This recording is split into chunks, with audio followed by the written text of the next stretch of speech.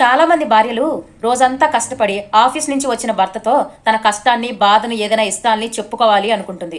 ఆ టైంలో భర్త చాలా విసుగ్గా ఉంటాడు. తన పని తనకు కష్టంగా ఉంటుంది. కానీ ఇక్కడ భార్య మాత్రం తన కోసం ఎదురు చూస్తూ ఉంటుంది. ఇక్కడ ఈ ఇద్దరి ఆలోచనలు వేరుగా ఉంటాయి. అందుకే చిన్న చిన్న గొడవలు వస్తూ ఉంటాయి. కానీ ఆఫీస్ లో ఎంత శ్రమ చేసిన మీరు మీ భార్య కోసం 2 నిమిషాలు కేటాయించలేరా చెప్పండి? తన ఏదో రోజంతా కష్టపడి మీకోసం ఎదురు చూసి ఏదో జరిగింది చెప్పాలని ప్రయత్నిస్తూ ఉంటుంది. మీరేదో షూ తీసుకుంటూ బ్యాగ్ తీసుకుంటూ చెప్పు ఏంటి గోలా అని విసుక్కోకుండా చెప్పు అని ఒక్క మాట అనండి. తను ఎంత హ్యాపీ ఫీల్ అవుతుందో తెలుసా?